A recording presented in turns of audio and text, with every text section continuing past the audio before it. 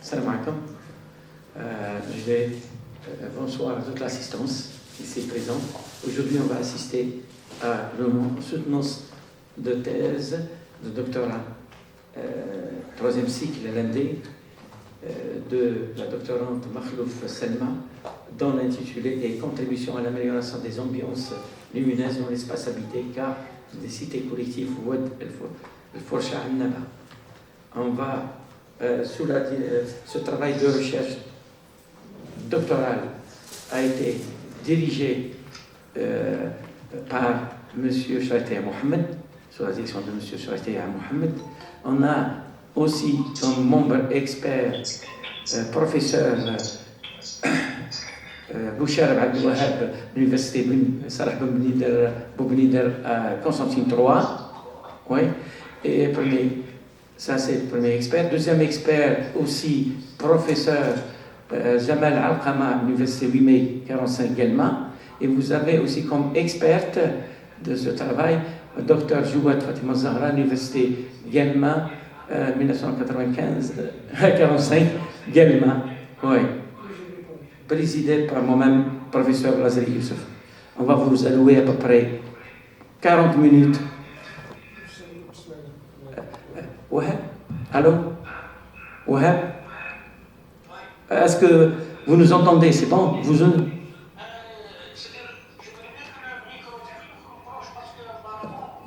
Ok. Comme ça, c'est bon? C'est bon, Abdelwahab? Un PC. Le PC. Il compte tout prêt, hein? Attention. D'accord.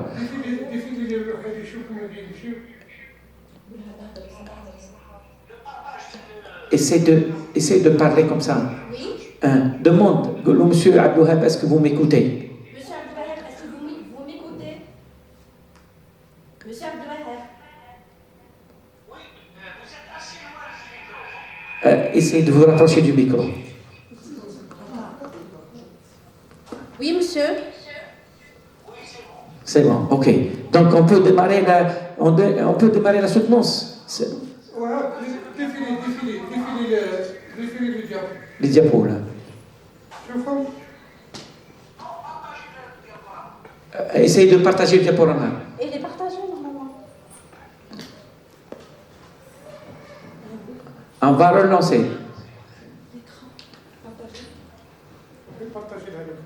On va partager, professeur Abdelwahab, on va partager l'écran. Et essayez de nous répondre, est-ce que c'est possible? Et ça, la caméra, la connexion. Est-ce que c'est visible?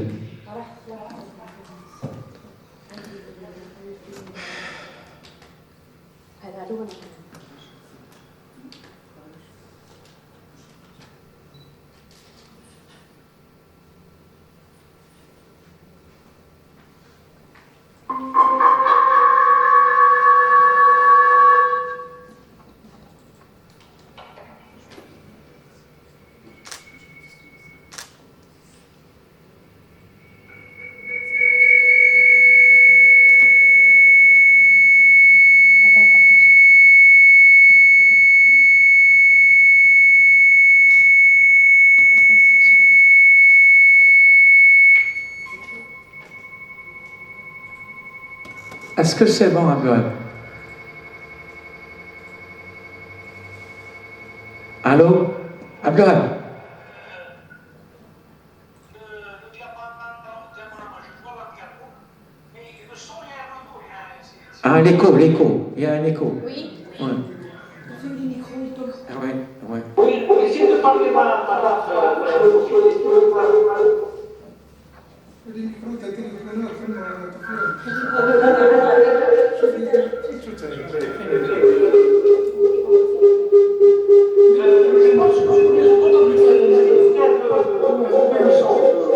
Désactivez le son. Madame Hannah. Oui. Désactivez le son. Tous les téléphones. C'est bon, ouais? Allô? Ça va comme ça? Abdelwahab, c'est bon? Professeur Abdelwahab, Oui. c'est bon? Oui. Vous nous écoutez, c'est bon? Oui, on démarre, c'est bon? Ok, on va vous allouer à peu près 40 minutes. C'est bon. Ok, merci Abdoul. On va vous allouer à peu près 40 minutes pour nous exposer tout ton travail de recherche doctorale et après on passera au débat, aux expertises, aux membres experts pour en débattre de ce sujet. Allez-y, madame. Merci. Avant de commencer, permettez-moi de remercier tout d'abord Monsieur le Président du jury ainsi que le membre des jurys pour l'honneur que vous me faites en acceptant d'évaluer ce travail et votre expertise sera d'une grande richesse. Je remercie également Monsieur le Dr Shaikriya Mohamed ainsi le laboratoire d'Unie civile et de l'hydraulique pour leur accompagnement durant cette aventure scientifique. Je remercie mes collègues et ma famille, mes proches, et sans plus tarder, c'est avec une immense gratitude que je me tiens aujourd'hui devant vous pour présenter le fruit de mon travail qui s'intitule « Contribution à l'amélioration des ambiances lumineuses dans l'espace habité, cas d'étude, c'était d'habitat collectif Oued El Fourcha à Annaba. Et pour structurer cette présentation et de mieux comprendre notre problématique abordée dans cette étude, nous commençons par la présentation du contexte général qui justifie notre démarche de recherche et aussi ensuite nous détaillerons le cas d'étude et la méthodologie utilisée pour collecter et l'analyse des données, les résultats obtenus seront ensuite exposés et discutés afin de tirer des conclusions pertinentes et enfin nous concluons en mettant en évidence les principales contributions de cette recherche. Commençons par la présentation du contexte général de la problématique. Actuellement, plusieurs tendances influencent le secteur du bâtiment, notamment la consommation énergétique élevée, les émissions de gaz à effet de serre, les dépenses aux énergies non renouvelables et le besoin du confort et de la qualité de vie. À ce stade, l'éclairage naturel présente une solution clé qui permet de réduire la consommation énergétique et améliorer le bien-être dans le bâtiment. L'éclairage naturel présente de nombreux avantages qui peuvent transformer le défi actuel en opportunité pour un développement plus durable et humain. Dans ce contexte que la recherche prend tout son sens en explorant les moyens d'optimisation de l'éclairage naturel à travers notamment les organismes et les acteurs tels que l'OMS, l'Association française de l'éclairage, les normes et les certifications HQU, BREEAM, LEED, les 17 objectifs de développement durable et aussi les lois et la réglementation telles que les directives européennes sur la performance énergétique du bâtiment, le code de construction des bâtiments en France, la RT 2012 et 2020. Qui encourage ainsi une politique visant à maximiser l'apport de l'éclairage naturel dans le bâtiment en mettant en avant ses bienfaits et l'élaboration des réglementations visant à améliorer le confort. Dans le contexte algérien, le secteur de la construction en Algérie constitue un enjeu énergétique majeur, consommant ainsi 40% de l'énergie nationale. C'est cette croissance en grande partie due à la hausse de demande du secteur résidentiel qui présente 32% de la consommation d'électricité. Face à cette réalité, l'Algérie a mis en place de plusieurs agences telles que la PRU, CNRIP, SIDER, etc. et aussi des programmes sur l'efficacité énergétique des logements et le développement de l'utilisation des ressources énergétiques renouvelables, avec un accent particulier sur l'exploitation de l'énergie solaire.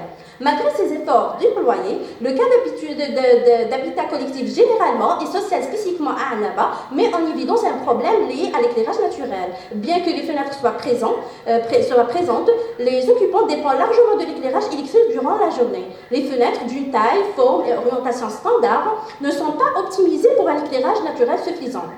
Les grandes baies vitrées souvent choisies pour des raisons d'esthétique et d'aération qui ne répondent pas aux besoins réels de l'éclairage. Ce manque d'adaptation des fenêtres aux exigences d'éclairage crée un décalage entre la performance attendue et la réalité générée par un espace sombre, consommation énergétique excessive et un impact environnemental accru. Cette situation soulève deux questions essentielles. La première, comment pourrait-on promouvoir l'apport d'éclairage naturel pour garantir une ambiance lumineuse intérieure optimale tout en réduisant les dépenses à l'éclairage artificiel de l'espace habité à Annaba? Et quels sont les facteurs qui déterminent la qualité de l'éclairage intérieur dans l'espace habité à Annaba? Dans ce contexte, nous émettons deux hypothèses. La première, l'optimisation de l'apport d'éclairage naturel peut être réalisée par l'exploration des différents aspects du comportement des occupants et les facteurs affectant la qualité des ambiances lumineuses et l'utilisation de l'éclairage naturel. et aussi que le comportement adaptatif des occupants et leur interaction avec le système d'éclairage qui est les fenêtres influencent de manière significative la qualité des ambiances lumineuses en réduisant potentiellement l'utilisation de l'éclairage artificiel. Cette hypothèse constitue le point de départ de notre réflexion afin de vérifier et d'explorer toutes les implications. Plusieurs objectifs ont été définis. Le premier objectif, d'explorer les différents aspects du comportement des occupants en matière d'éclairage naturel, identifier les principaux facteurs influençant la qualité des ambiances lumineuses dans l'espace habité, étudier le taux d'ajustement du système d'éclairage par l'occupant et de proposer un protocole d'évaluation d'un système d'éclairement naturel dans le bâtiment d'habitation.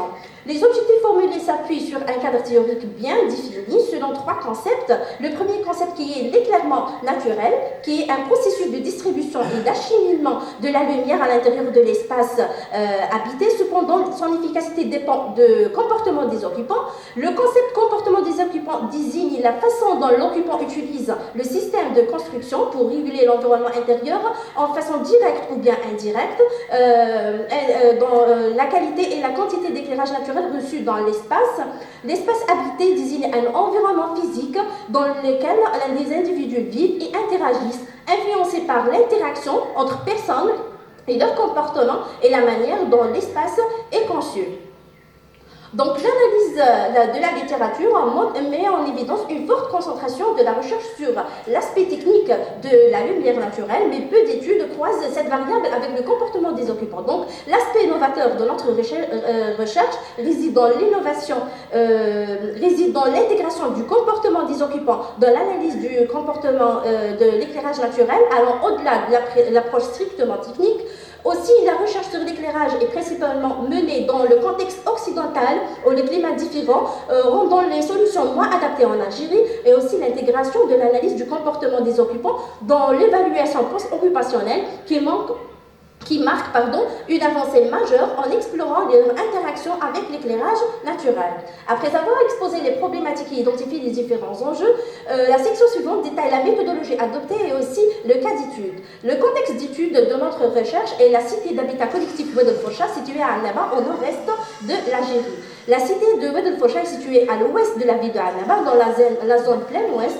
C'est une cité à caractère d'habitat, commerce et services. Elle s'étale sur une superficie de 124,20 hectares avec une densité de 25 logements par hectare et un total de 6,14 personnes par logement. Le bâtiment d'études est des immeubles résidentiels en barre de R+4. Chaque étage comprend 4 appartements du type F3 et F4. Et concernant la méthodologie et afin de répondre à nos objectifs de recherche, l'évaluation occupationnelle s'impose comme une approche pertinente pour analyser la performance de ce système, selon un protocole bien défini, selon 3 niveaux. Le premier niveau, qui est le niveau indicatif, une étude pilote réalisée en 2021, qui nous a permis de sélectionner le cas d'étude et finaliser les outils de collecte des données. Le deuxième niveau, le niveau d'investigation, selon une approche objective où on a effectué des analyses de caractéristiques architecturales, l'indice de profondeur, le rapport mur-fenêtre et indice d'ouverture, des observations comportementales en constituant des cartes comportementales et étude de l'influence des masques et les obstacles proches et lointains et des mesures de la qualité et de la quantité de la lumière reçue à l'intérieur à travers les mesures instituées à l'aide de luxmètre. Le troisième niveau de notre évaluation est le niveau diagnostique selon une approche subjective par questionnaire et une analyse univariable, bivariable et multivariable est effectuée à l'aide de logiciel Sphinx Lexica. Le choix de la méthodologie et de cas d'étude est motivé par les points suivants. Concernant la méthodologie, l'EPO nous a permis de combiner plusieurs approches d'analyse, identifier l'écart entre la performance réelle et les normes prévues.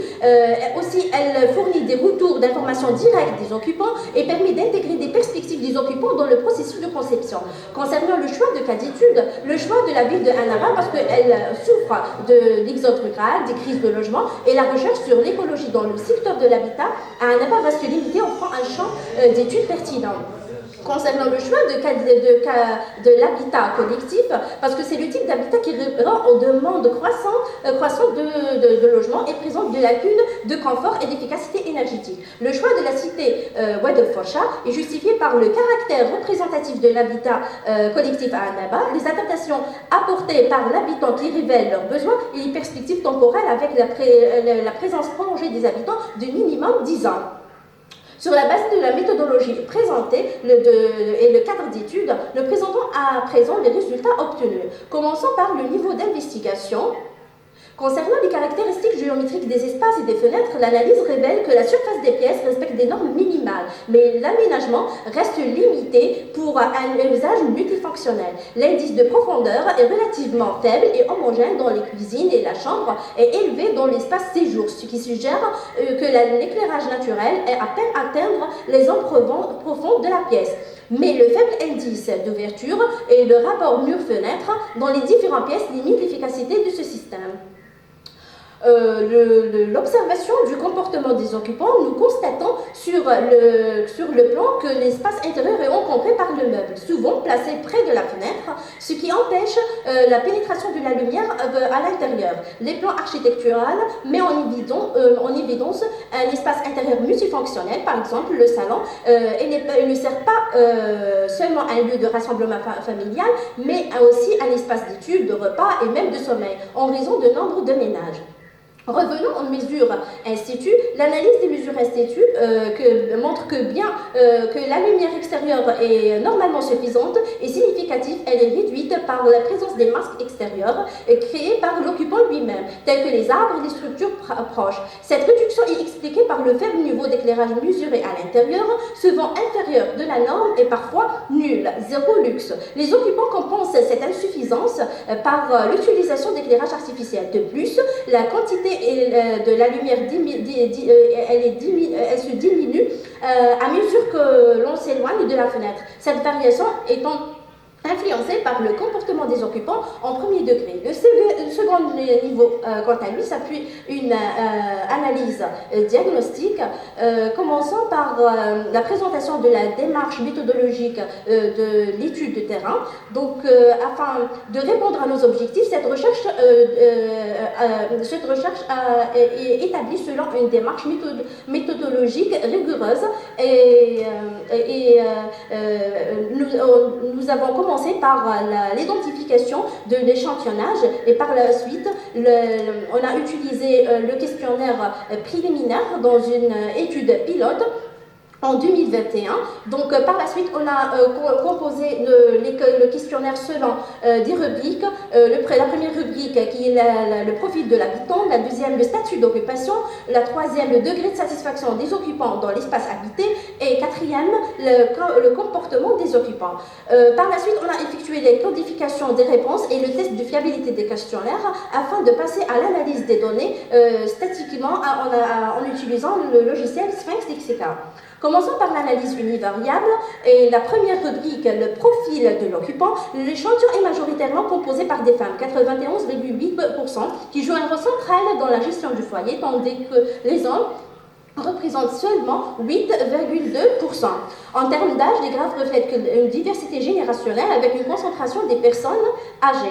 Les résultats montrent aussi une nette majorité des répondants sont des propriétaires de 75%, ce qui pourrait indiquer un certain degré de stabilité résidentielle, tandis qu'un groupe de 25%, incluant des locataires et des sous-locataires, et ceux qui vivent dans les appartements prêtés par ou bien hérités, qui représente une diversité de situations résidentielles. Concernant la deuxième rubrique, qui est le statut et le taux d'occupation, le graphe suggère une tendance vers le ménage traditionnel, multigénérationnel. Les familles de 5 personnes et de plus de 5 personnes représentent chacune 30,6%.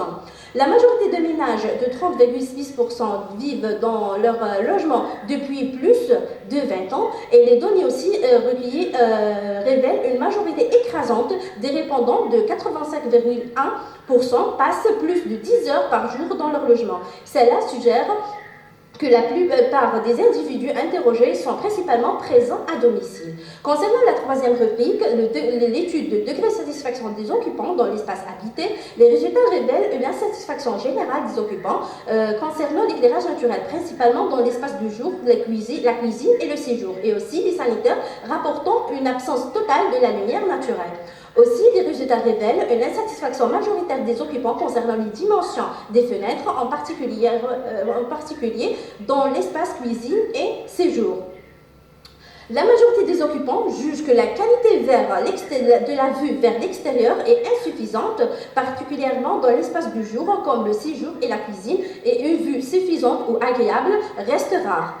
Revenons à la quatrième rubrique, comportement des occupants. Concernant la zone préférée par l'occupant, la majorité des occupants, 66,4%, préfèrent la zone centrale de leur espace pour un éclairage artificiel optimal. Moins nombreux, de 17,9%, choisissent la zone au fond de la pièce pour le confort, malgré une lumière réduite, tandis que 15,7% optent pour la zone près de la fenêtre afin de profiter de l'éclairage naturel. Les résultats montrent une forte dépendance de l'éclairage artificiel par 53,7% des occupants et l'éclairage mixte par 33,6% des occupants. En revanche, la préférence d'éclairage naturel est utilisée par seulement 12,7% des occupants. Les résultats aussi révèlent que 68,7% des occupants rencontrent vraiment un problème pour l'éclairage naturel, limitant ainsi l'accès optimal de la lumière naturelle, principalement dû à la recherche d'intimité visuelle par 59,7%, la recherche d'intimité sonore par 43,3% et la présence des arbres et des jardins par 25,4% et les vents de sable par 13,4%. À la lumière de ces observations, nous pouvons dégager que l'échantillon comprend principalement des propriétaires avec une tendance vers le ménage multigénérationnel. Cependant, une insatisfaction est constatée concernant l'éclairage naturel, notamment dans l'espace de séjour et cuisine et les sanitaires. En réaction, les occupants ont eu recours à l'éclairage artificiel ou mixte. De plus, l'accès optimal à la lumière naturelle est souvent limité par la recherche d'intimité visuelle et sonore, ainsi que les éléments extérieurs comme les arbres et les vents de sable. Passons à la deuxième analyse qui est l'analyse bivariable. La première carte montre une corrélation entre la hauteur des habitations et la perception des facteurs environnementaux. Les étages inférieurs sont plus vulnérables aux nuisances telles que le bruit et le manque de la lumière et le besoin d'intimité. Les vents de sable affectent seulement et surtout le niveau RDC, mais son impact diminue avec l'élévation. Les étages supérieurs sont moins exposés aux nuisances extérieures, ce qui explique leur éloignement dans la carte. Le deuxième graphe montre que la qualité de la vue vers l'extérieur influence de mode l'éclairage utilisé. Un éclairage mixte est souvent associé à une vue limitée, tandis qu'un bon éclairage naturel est lié à une vue agréable. À l'inverse, l'éclairage artificiel est généralement perçu comme dans l'espace confiné ou mal exposé, ce qui réduit le confort visuel. Concernant la troisième carte, la durée de présence des occupants dans leur logement joue un rôle clé dans le choix concernant l'ouverture des fenêtres. En effet, ceux qui passent de plus de 5 heures par jour dans leur espace habité privilégient principalement une ouverture partielle des fenêtres, les persiennes uniquement ou bien les vitres uniquement. Par ailleurs, les variables ouverture totale de la fenêtre montrent une relation faible avec les autres variables. En résumé, ces données montrent que les préférences des occupants en matière d'ouverture des fenêtres et d'éclairage sont fortement influencées par les configurations de l'espace, la durée de présence dans l'espace habité et les conditions environnementales. Les angles de la pièce, la hauteur des habitations et l'exposition aux nuisances extérieures jouent un rôle déterminant dans le choix des occupants pour optimiser leur confort. Le troisième niveau d'analyse, l'analyse multivariable, la première carte montre que plus qu'il y a des tâches dans l'espace habité, plus le besoin d'éclairage est important. C'est pourquoi la femme se tourne toujours vers l'utilisation d'éclairage artificiel, principalement dans l'espace du jour, cuisine et séjour. Les hommes, en revanche, utilisent davantage l'éclairage naturel en raison de leur présence moins fréquente dans l'espace habité pendant la journée. La deuxième carte montre que trois groupes distincts. Le premier groupe avec une forte concentration comprend des espaces jugés insuffisamment ou non éclairés, où les occupants privilégient un éclairage mixte. Le deuxième groupe regroupe les espaces avec une évaluation de satisfaction variée concernant l'éclairage naturel, allant au-delà de plutôt pas satisfait à tout à fait satisfait. Et le troisième groupe, avec une faible concentration, est lié à l'éclairage artificiel avec un niveau de satisfaction élevé ou une absence d'éclairage naturel. La carte suivante montre le comportement d'ouverture et de fermeture de fenêtres est influencé par l'étage de l'appartement et la qualité de la vue vers l'extérieur. L'analyse révèle deux groupes. Le premier groupe des habitants du RDC premier et deuxième étage, où la vue est jugée limitée ou désagréable, ont tendance à ouvrir partiellement leurs fenêtres. Le deuxième groupe, les habitants du troisième et quatrième étage, les occupants de ces étages dont la vue est perçue comme suffisante ou agréable, ouverture complète des fenêtres. Ces résultats apportent que les préférences d'éclairage sont liées au genre des occupants, avec une tendance générale à l'utilisation de l'éclairage artificiel. Les occupants des étages inférieurs rencontrent des difficultés avec l'éclairage naturel, tandis ceux des étages supérieurs ont une perception variée et une vue extérieure et l'éclairage naturel. En guise de clôture de cette présentation, il convient de mettre en lumière les principaux facteurs influençant la qualité des ambiances lumineuses, principalement les facteurs architecturaux et réglementaires concernant le manque de mise à jour de la réglementation sur l'éclairage naturel et aussi la conception des fenêtres et des espaces, la profondeur des pièces, les dimensions et les orientations des fenêtres, ainsi que l'encombrement des espaces intérieurs. Les facteurs sociaux concernant les normes culturelles et la structure familiale qui façonnent les attentes et les habitudes des occupants vis-à-vis de l'éclairage naturel. Des facteurs comportementaux concernant le mode d'habiter des occupants et leur interaction avec les fenêtres et leur gestion de l'éclairage naturel. Une préférence des espaces fermés limite souvent l'apport lumineux. Et des facteurs environnementaux concernant l'orientation des logements et les présences des obstacles physiques comme les bâtiments voisins, les arbres qui affectent la quantité et la qualité de l'éclairage reçu à l'intérieur. Donc on peut dire que l'optimisation de l'éclairage nécessite une approche intégrant le comportement des occupants et les facteurs architecturaux et environnementaux. Cette étude confirme notre hypothèse d'étude, selon laquelle l'optimisation de l'apport de l'éclairage naturel peut être réalisée par l'exploration des différents aspects du comportement des occupants et les facteurs affectant la qualité des ambiances lumineuses et l'utilisation de l'éclairage naturel, et que le comportement adaptatif des occupants et leur interaction avec le système d'éclairage influencent de manière significative la qualité des ambiances lumineuses en réduisant potentiellement l'utilisation de l'éclairage artificiel. Et afin d'approfondir cette recherche, nous proposons des recommandations concernant la conception du système d'éclairage naturel, notamment de réintroduire des normes obligatoires pour la conception du système d'éclairage, d'encourager la coopération entre architectes, ingénieurs d'éclairage et des experts de comportement humain, aussi de promouvoir l'utilisation des logiciels de simulation et de l'intégration de l'évaluation post-occupationnelle pour mesurer l'efficacité du système d'éclairage, et aussi de porter une attention particulière à la typologie et la configuration des fenêtres, en veillant à préserver l'intimité tout en permettant des ajustements de la lumière adaptés aux besoins des individus. Et malgré les apports de cette étude et à la compréhension du comportement des occupants vis-à-vis de l'éclairage naturel, certaines limites subsistent. On a le manque de documentation sur les ambiances lumineuses et l'éclairage naturel dans l'espace habité, l'accès limité au logement, la réticence des occupants à ouvrir leur logement et le manque d'informations concernant le site d'étude. Ainsi, des pistes de recherche futures peuvent être envisagées, notamment autour des axes suivants. Le premier axe, perspective d'intégration des considérations écologiques dans l'habitat en Algérie, l'étude de l'impact des ambiances lumineuses sur l'ambiance aérolique et thermique, aussi étude comparative des préférences et des pratiques en matière d'éclairage dans les différentes cultures, la conception et l'intégration des dispositifs d'éclairage naturel passif, et aussi la potentialité de création des labels et des certifications concernant la performance énergétique en Algérie. Au-delà des résultats obtenus de ce travail s'inscrit dans un parcours scientifique bien large, jalonné par des publications scientifiques. On a pu publier 2 articles dans une revue B et un article dans revue A qui est sous étude dans le journal. Et aussi, on a des participations aux différentes conférences internationales en Algérie et en Turquie aussi, des conférences nationales. Et je vous remercie vivement pour l'intérêt accordé à cette présentation et je reste à votre disposition pour tout échange. Merci.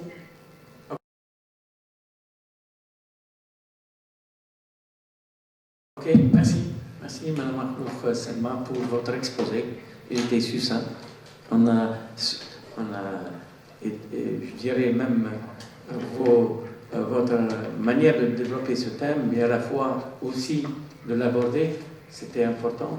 Au niveau de l'exposé, on revient sur ça. Maintenant, je pense que je vais donner la parole à votre directeur, logiquement de thèse, pour donner encore plus d'éclaircissement, pour entrer dans le vif du sujet sur tout le débat. On va donner à M. Shaït Mohamed, Dr Shaït Mohamed, d'intervenir sur ce travail. Allez-y.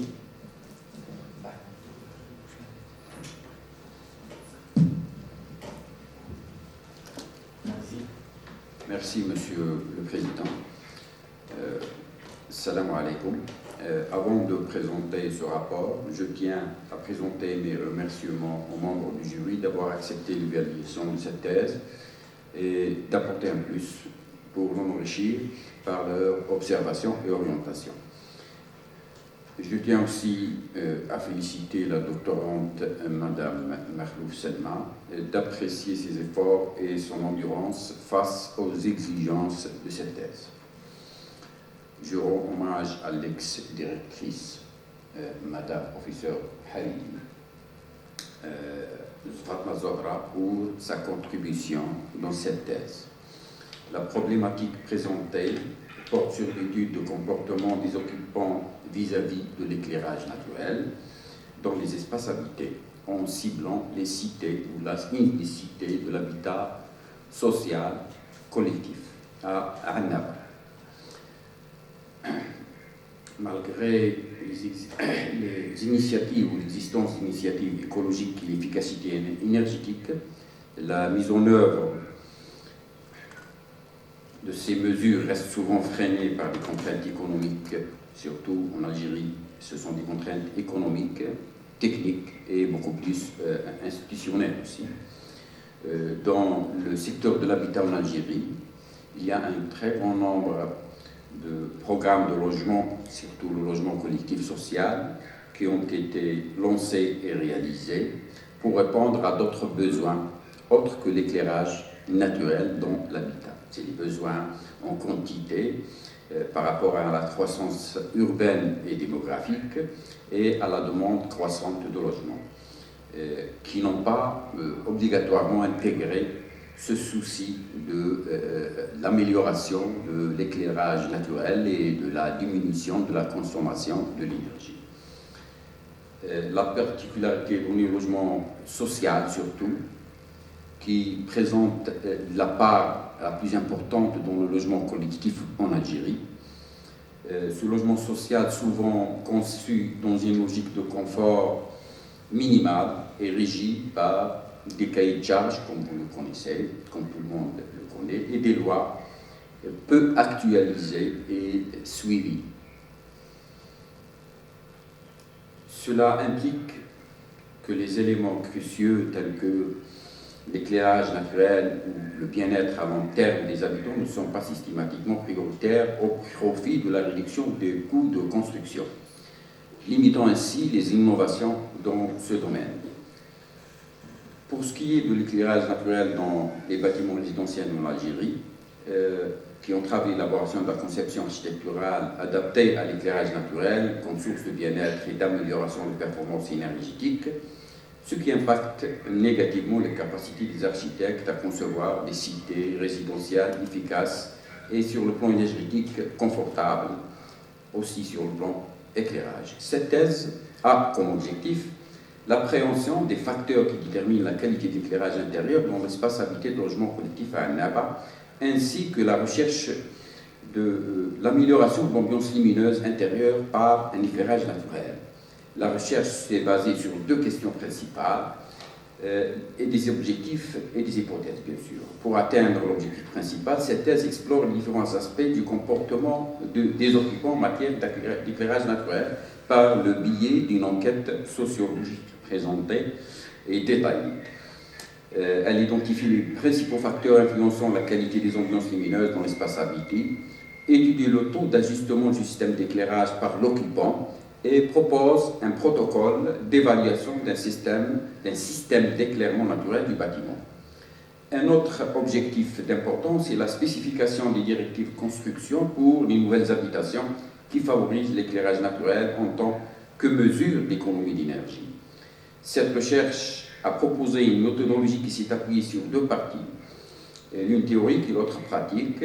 La partie théorique a pour but de former un soubassement de la thématique, un état de l'art pour positionner la recherche.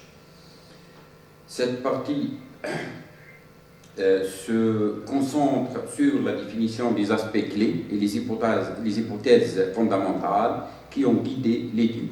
Elle établit le cadre théorique nécessaire pour comprendre les enjeux liés à l'éclairage naturel et les principes de conception associés. La deuxième partie porte sur la validation ou l'affirmation des hypothèses conformément à un cadre méthodologique préétabli. Elle implique des analyses, des expérimentations pour vérifier les hypothèses formulées dans la première partie, en se basant sur les données recueillies sur le terrain.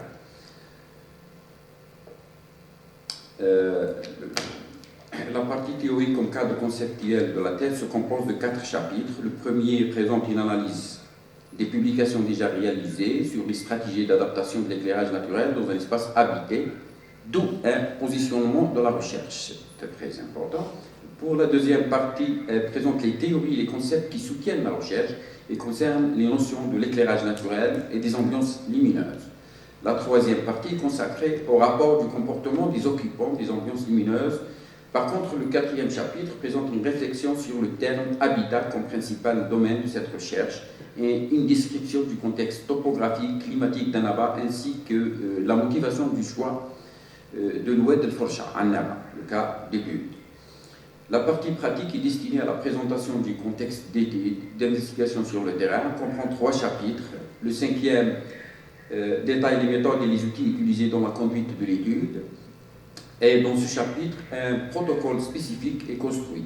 Le 6e chapitre est consacré à l'analyse des informations recueillies par l'observation exploratoire et l'approche par la mesure in situ.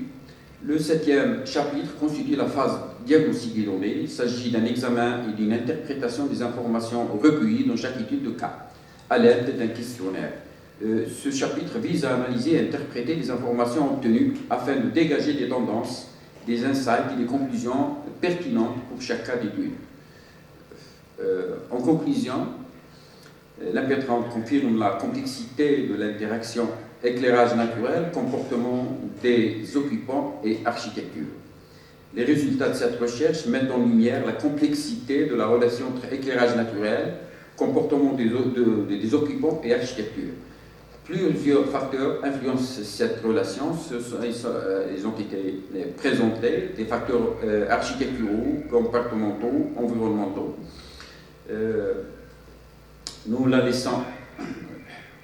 Bon, la thèse de l'imp30, Madame Selma possède tous les critères scientifiques. Nous la laissons à votre appréciation. Merci. À vous la parole, Monsieur le Président. Merci, docteur Mohamed, pour votre intervention. Maintenant, on va donner la parole à notre cher professeur Bouchal Abdouhab de l'Université 3, Salah Bougni de Constantine, pour ses précieux, logiquement, soit observation, soit recommandation, ou bien carrément son expertise. Allez-y, Abdouhab, est-ce que vous m'écoutez là? Allô, Abdouhab? Merci, Monsieur le Président. Oui, allez-y. Oui. Est-ce que vous m'entendez? Oui, excellent, 100%. Allez-y. Merci, Monsieur le Président, et chers amis, chers collègues. Merci aux membres présents du jury. Merci à Monsieur le directeur de thèse, je ne sais pas, on s'est rencontrés déjà. Oui, oui, avec monsieur Dr. Le Ismail. directeur de thèse, Charitia. Oui. Vous avez travaillé sur les postes, je pense, un poste. Oui, j'ai travaillé avec le poste. Ah, d'accord. Et Je me disais que la personne, on s'est rencontrés. Oui, oui. Alors, c'est toujours bon de se rencontrer, même si c'est à travers le virtuel.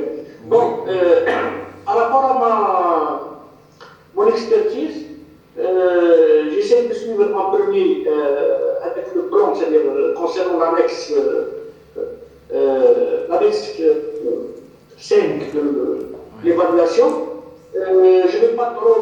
Je dirais que le talent est honnête, c'est-à-dire qu'il aura pris une condition d'un doctorat, c'est-à-dire exigé pour un doctorat.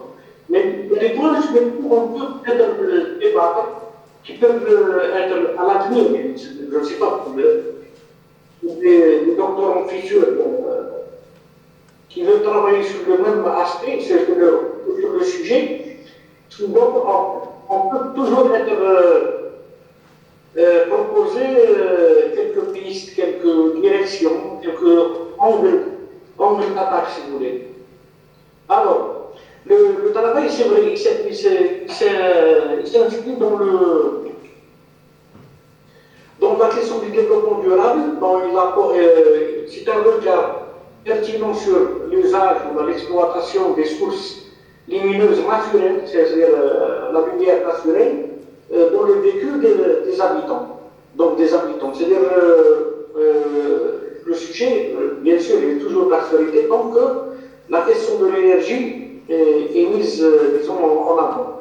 Bon, pour les questions centrales, les deux questions posées, je pense qu'elles sont pertinentes.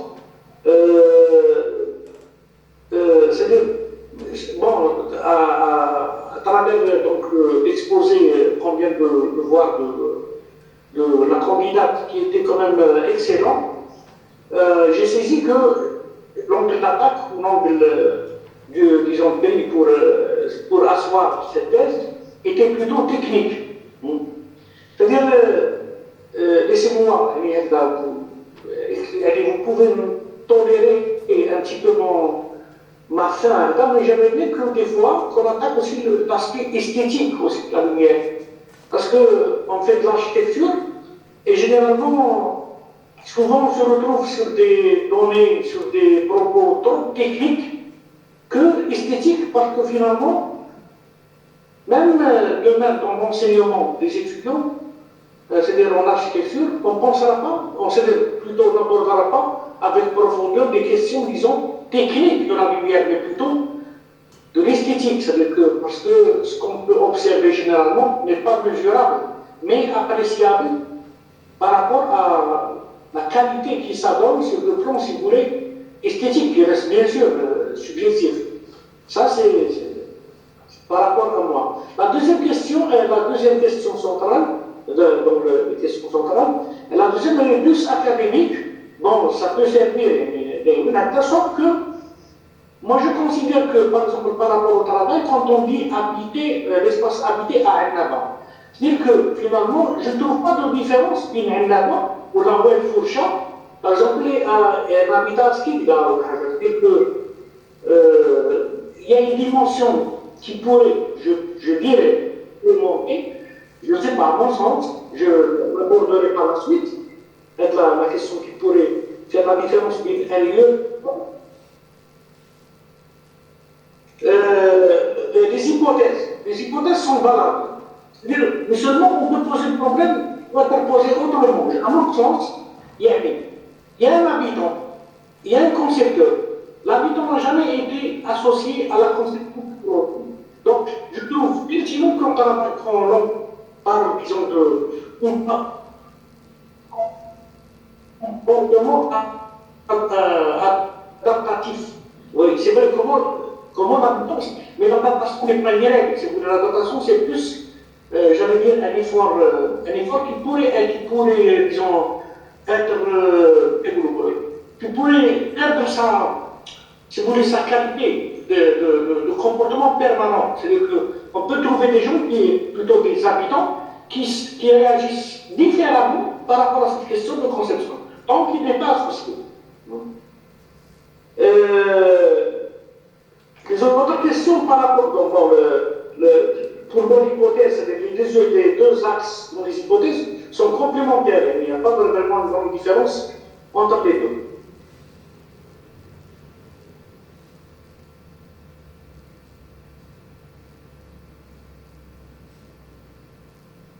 Allô? Des valeurs mesurables, l'identification, la mesure du taux d'ajustement, et donc ça c'est mesurable. Donc c'est-à-dire on peut avoir des résultats à travers un travail de terrain, à travers un diagnostic même, ce qui est donc ce qu'on appelait univariable, multivariable. Donc ce qui est dans la analyse conceptuelle. Moi, je trouve que ça, c'est très intéressant ce que la candidate a fait. Parce que c'est une conception d'un modèle d'analyse. J'appelle ça un modèle d'analyse. Un modèle d'analyse, c'est un champ qui regroupe ou qui polarise les concepts qui vont être utilisés dans le langage, dans le vocabulaire qui suivra pour expliquer les phénomènes, ou plutôt les faits enquêtés ou observés sur le terrain. Donc je trouve ça très utile, très important, au lieu de venir, parce que souvent comme des étudiants qu'est-ce qu'ils font le doctorat, ils font une sorte de dictionnaire, c'est des mots c'est disons des vocables, qu'ils expliquent comme un dictionnaire.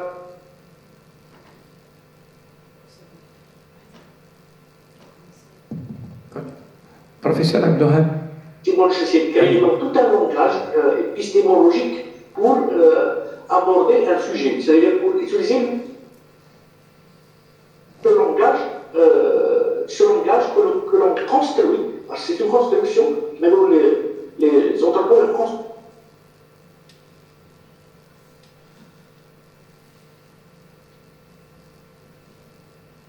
Allô, Abdelhab?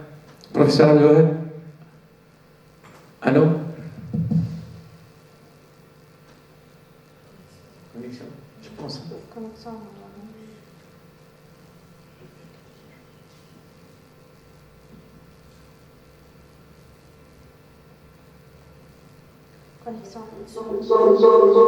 Oui, Abdelhab?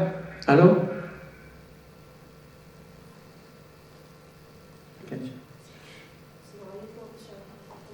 Oui, on va le relancer. Si jamais on l'attend dans 2 minutes, on va donner la parole à notre expert. On revient sur. D'accord. On attend 2 minutes là. Oui. Ok.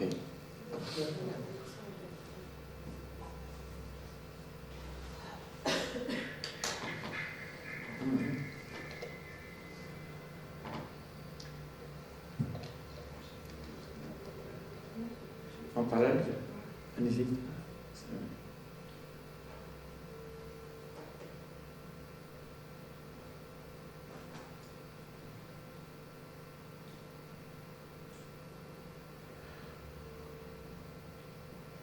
خدمة تكون فيها شوف وهذا في مينيت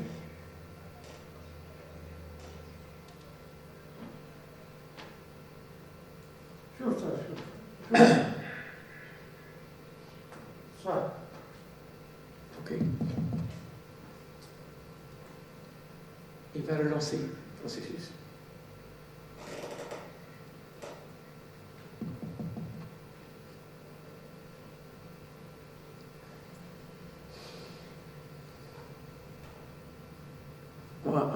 نختم كلمة.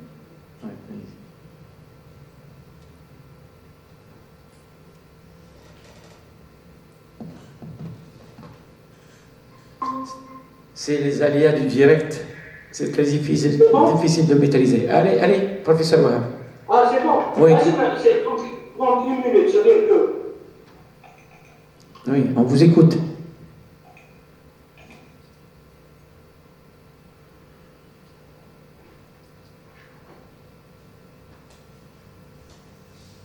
Est-ce que vous m'entendez? Oui, à 100%, oui. D'accord, ok. Je disais que par rapport à la question c'est la méthodologie, je pense qu'il y a de la rigueur.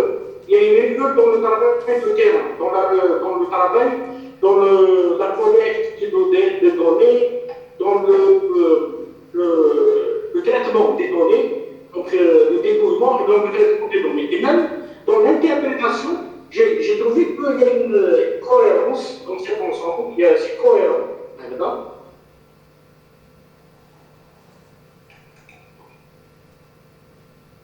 Vous m'entendez toujours, hein? Oui, Abdel. Ah, d'accord. Donc je n'ai pas d'image, mais je vais, puisque vous m'entendez, donc je disais que toute cette question à la méthodologie, il y a toute la rigueur qu'il faut. Maintenant, j'aimerais bien poser, ça dépend de la conclusion. La conclusion est-ce que les résultats de ça correspond les hypothèses qu'elle a émises en premier. Donc il y a dans le travail de la cohérence, et c'est très important. Maintenant, des points sur lesquels j'aimerais bien débattre. La première, c'est la question de la lumière. Parce que là, on est en train de traiter la lumière comme étant. On est en train de traiter la lumière comme étant la lumière naturelle et artificielle. Mais ce n'est pas des opposés, ce ne sont pas des opposés naturels et artificiels. La lumière, l'obscurité, ce n'est pas l'artificiel, c'est bien l'opposé. La lumière, c'est plutôt l'obscurité. Et c'est pour ça que, avant qu'il y ait la lumière artificielle, je dirais la lumière artificielle, je ne parle pas des bougies, pas d'acheter des bougies. Alors la lumière, les habitants procéder à une modulation de la lumière naturelle. C'est-à-dire qu'il y a une modulation sur la diffusion de la lumière n'est pas on peut régler par rapport à la source, c'est-à-dire c'est les ouvertures, soit les cross-trams, soit l'éclairage indirect avec des jeux pour avoir une claque à l'intérieur. C'est comme vous voyez, et là je parle de ça. Et c'est pour introduire un aspect très important. C'est est-ce que en Algérie, dans la société, dans nos sociétés algériennes, est-ce qu'il n'y a pas un rapport philosophique à la lumière? Est-ce qu'il n'y a pas un aspect, disons, la lumière naturelle du jour? Est-ce qu'il n'y a pas un aspect philosophique, spirituel, moral? Et à un certain moment, je vais noter, donc on va exposer dans le point sur le multivariable, je pense. Vous avez parlé de l'espace. Séjour, il regroupe beaucoup d'activités. Donc, activités parce qu'il y a de la lumière dans le séjour. Mais c'est justement, c'est ça. Parce que quand on essaie de voir un petit peu, les gens, c'est les habitants dans les logements traditionnels, comment ils agissaient, réagissaient par rapport, quelle est l'occupation, l'occupant, comment réagir à la lumière? Parce que moi je pense, dans les maisons traditionnelles, avec le patio, le pourcentage, c'est la pièce la plus éclairée, la mieux éclairée, la lumière pure. Parce que philosophiquement, dans nos sociétés, tout ce qui est donc éclairé à la lumière du jour, est pur, et même, comment dire, c'est un espace propre, pur, un espace polyvalent, la cour, le patio, qui est un espace polyvalent, et qu'on ne trouve plus dans des maisons avec l'espace fonction. Alors qu'est-ce qu'on fait? On essaie de trouver un espace polyvalent, de remplacer cet espace polyvalent par le séjour. Parce que généralement, le séjour, on veut mieux éclairer. On ouvre des fenêtres, on a des fenêtres.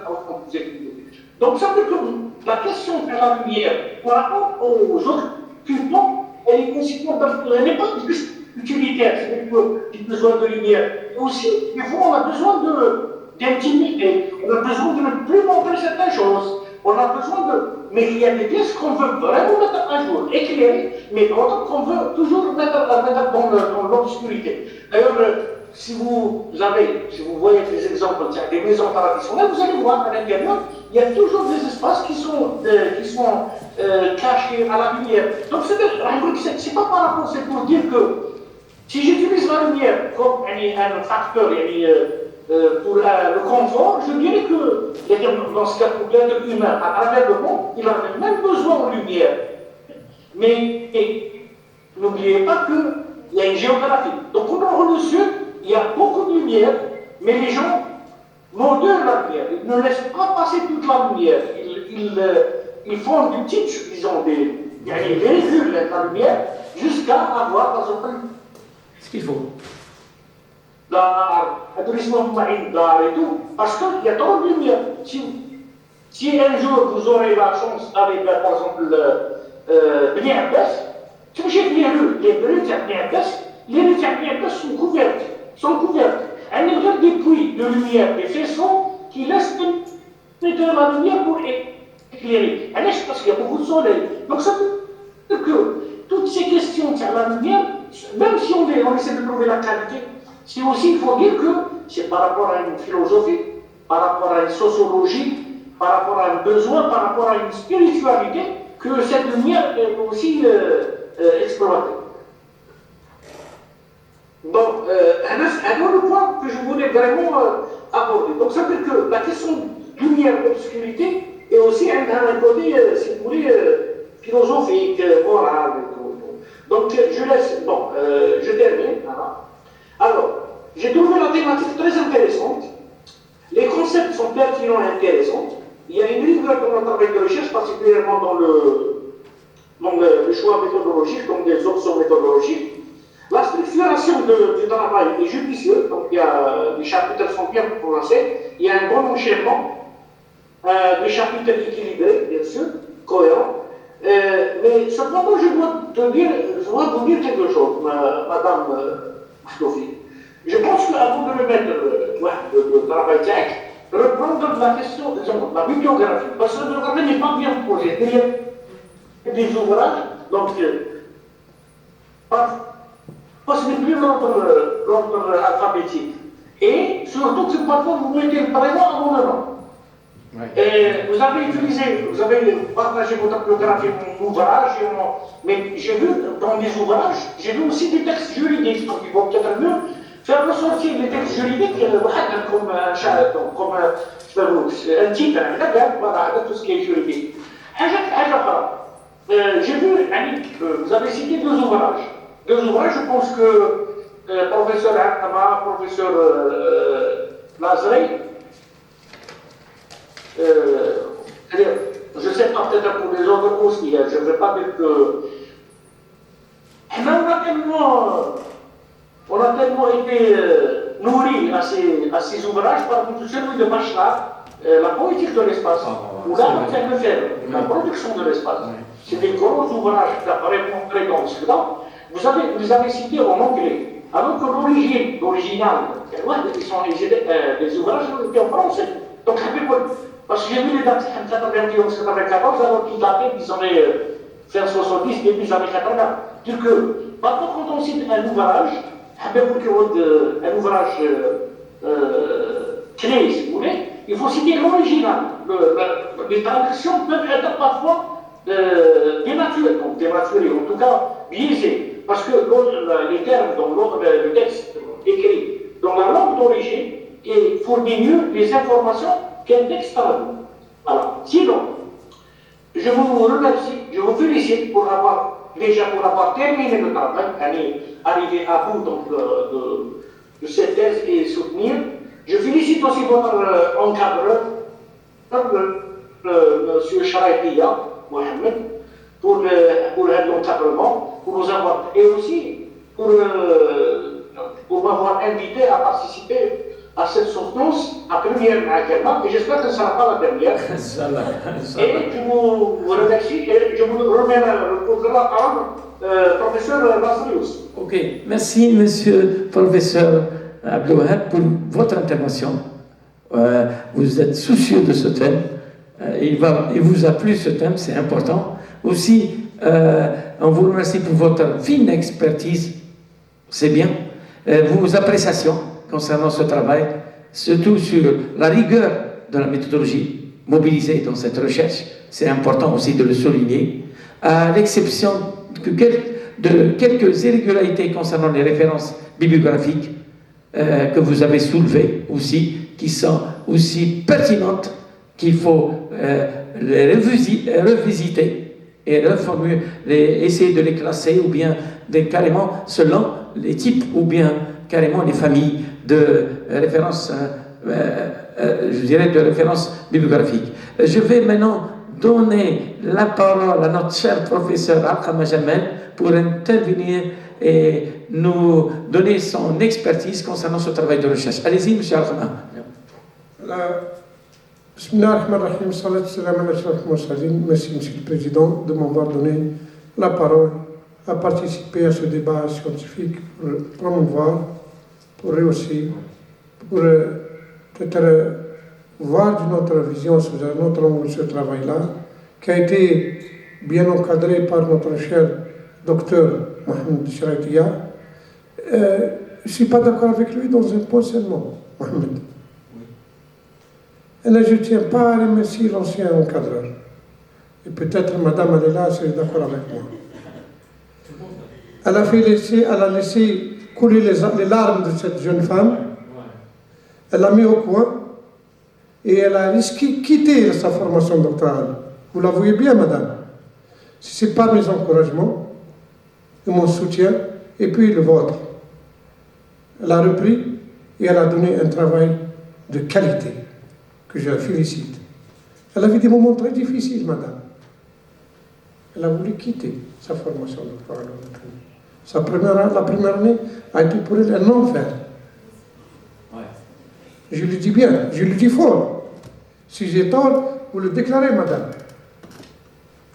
Je dis la vérité, c'est voilà, mais je dis la vérité. Maintenant, quant à l'évaluation de ce travail, qui est un travail très important, que j'ai participé aussi à maintes reprises, j'ai orienté, j'ai mis ma main dans la pâte, j'essaie quand même de trouver un autre angle sur lequel je vais essayer de faire une autre lecture. Commençons par ce titre-là qui pose problème, parce qu'il a été inscrit dans mon projet de PRF. Je ne peux pas le toucher, mais en lisant bien le titre, on n'a pas fait une contribution d'amélioration, on a fait une évaluation.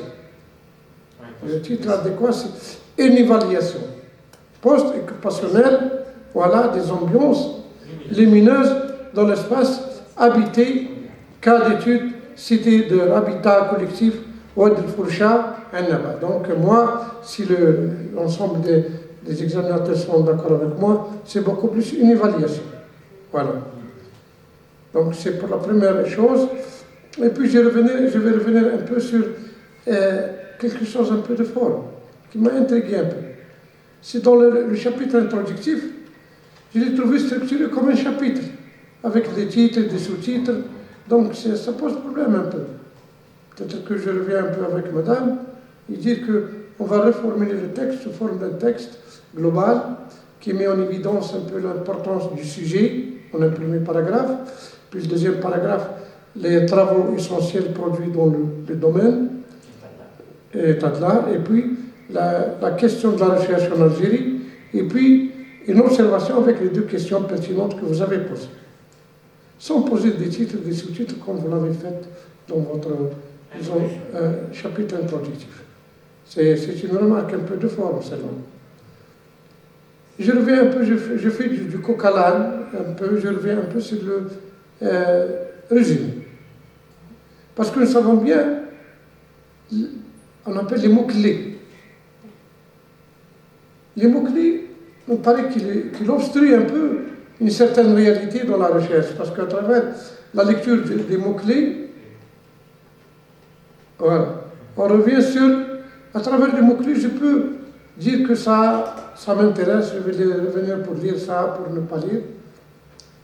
Je vais sur le français et dire éclairage naturel. Donc on a parlé d'éclairage, les ambiances lumineuses. La consommation énergétique, on n'a pas parlé beaucoup de la consommation. On a fait un investissement sur l'évaluation des ambiances lumineuses et le niveau de confort psychologique et même de l'usager. Donc, j'aime bien appeler usager au lieu d'occupant. Usager. Espace habité, et ça manque un peu, un mot-clé très important, c'est دائما نقولها لكم كيس ستادي.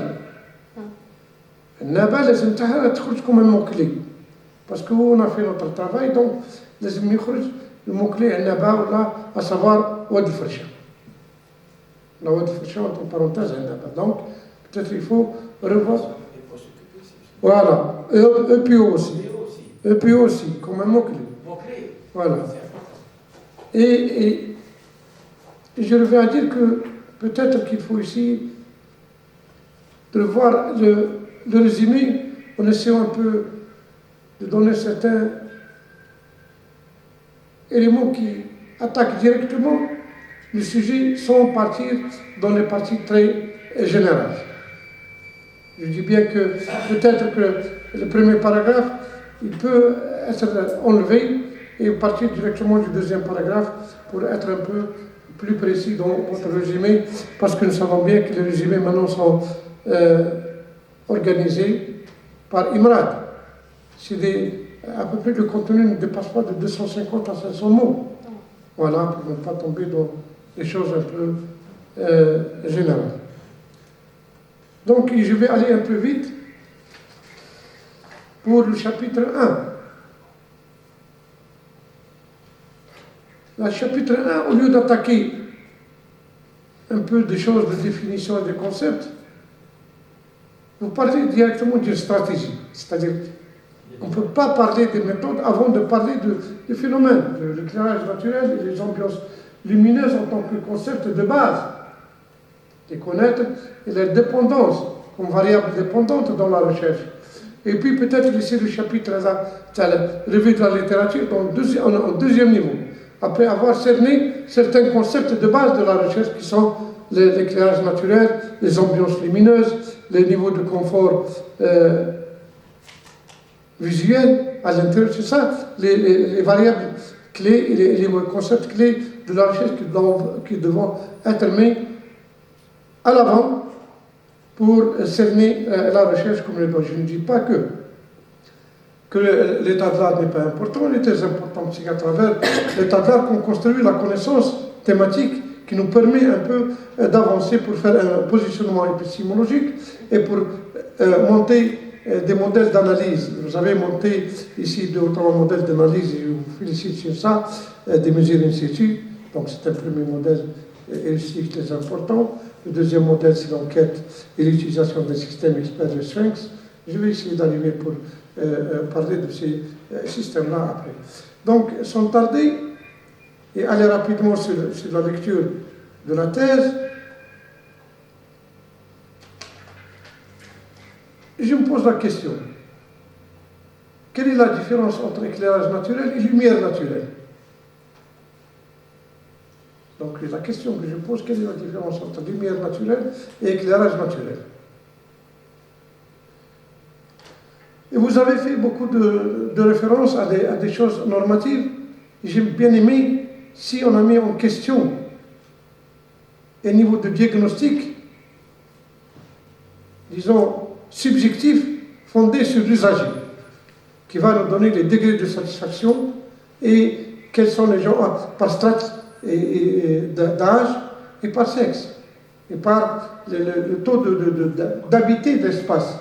Parce que nous savons bien que le sexe féminin habite plus l'espace que le sexe masculin. Et les vieux habitent plus l'espace que les jeunes.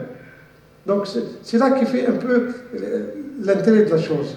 Quelle est la strate d'âge qui est le plus touchée par ce phénomène de manque de lumière à l'intérieur de l'espace habité? Et à quel moment, et aussi des moments. J'ai bien aimé aussi que, est-ce que c'est le matin, est-ce que c'est l'afternoon, est-ce que c'est la nuit, et comment se pose ce problème de disconfort de la lumière à l'intérieur de l'espace habité. Un point qu'il faut peut-être le revoir et le développer dans vos recherches postdoctorales. Donc j'ai bien aimé que ce chapitre 2 s'intéresse à ces choses-là.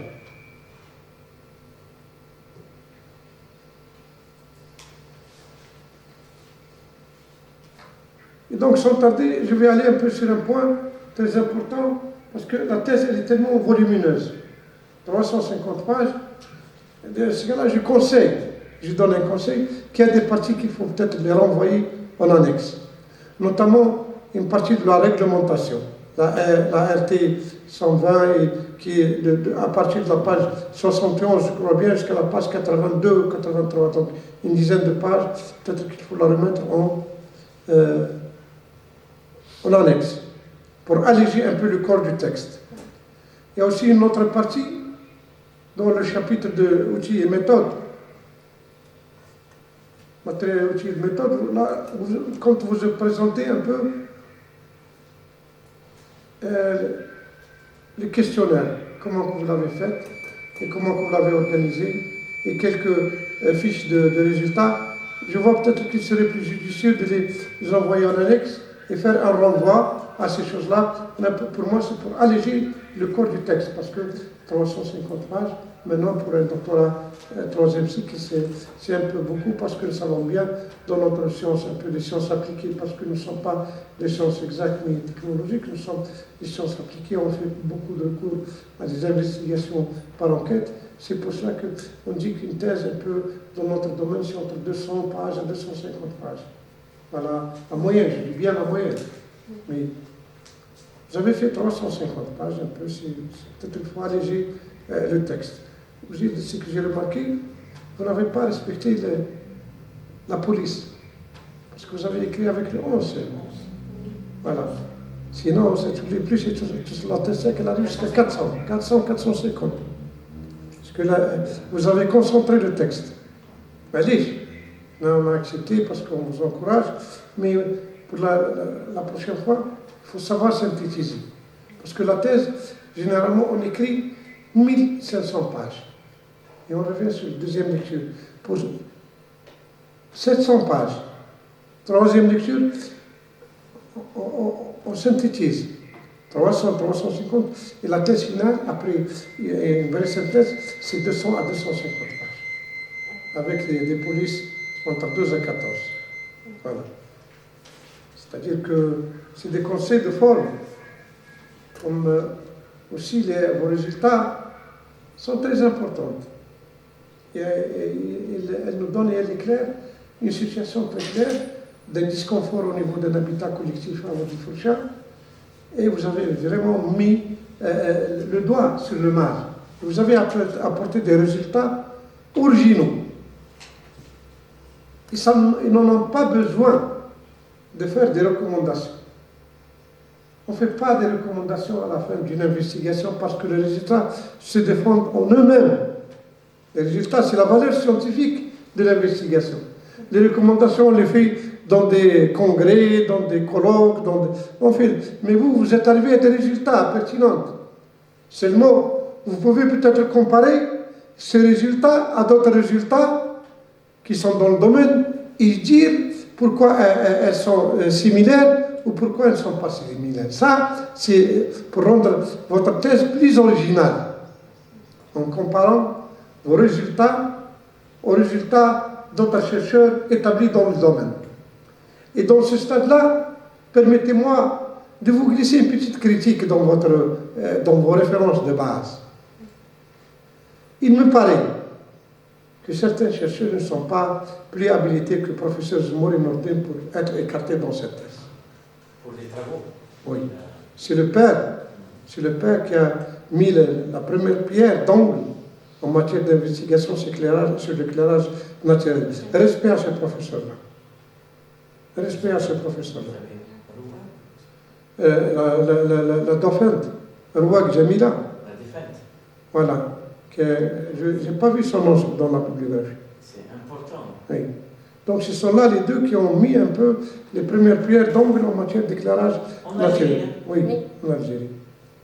Donc peut-être qu'il faut essayer de le voir. Et je ne suis pas en train de vous dire des choses qui vont à un manque de respect, mais peut-être essayer de voir. Vous avez glissé des noms qui ne méritent pas à être dans la référence. Parce qu'ils ne sont pas leur domaine. Ce n'est pas leur domaine seulement. Parce que là, je respecte les gens par leur spécialité. Voilà. Et c'est ça qui rend. Parce que si l'équité rendre à César, ce qui appartient à César. D'accord. Parce que là, je trouve beaucoup de références, disons, étrangères, et je ne trouve pas de références locales. Pourquoi? Parce que pourquoi maintenant nos professeurs, on a des éminents professeurs en Algérie, qu'il faut les respecter, mais on ne les cite pas dans les références. On dit les professeurs, l'indice H, parce qu'on ne les a pas cités. Donc, c'est comme une bougie qui s'éclipse. Une bougie qui est et ils donnent leur matière grise pour ces jeunes doctorants, mais ils ne leur envoient pas à l'ascenseur. C'est pour ça que les docteurs ou les professeurs ont le nombre de le H index très bas parce qu'ils ne sont pas cités par leurs disciples. Mais je le dis parce que ça me touche beaucoup quand je trouve beaucoup de thèses où un des spécialistes, il faut les citer, que ce soit dans le domaine de l'éclairage, que ce soit dans le domaine de l'urbanisme, que ce soit dans le domaine de l'énergie, conception, dans tous les domaines, il faut citer. Et j'ai beaucoup encouragé dans notre école doctorale de travailler en réseau, c'est-à-dire que je parle toujours de ce verbe réseauter. C'est un verbe du premier groupe qui est rentré dans la langue française. Réseauter, c'est travailler en réseau. Quand je lis des articles dans d'autres laboratoires, il y a 6, 7, 8 auteurs, alors que généralement, nous avons les articles des Algériens en binôme, ou le binôme qui est très parce qu'il est l'encadreur. Sinon, il est pourquoi on est comme ça? On a acquis un très grand retard en matière d'être à la page de ce qui s'est produit dans le monde. Je ne suis pas en train de vous blâmer, parce que vous avez travaillé en réseau, je le connais.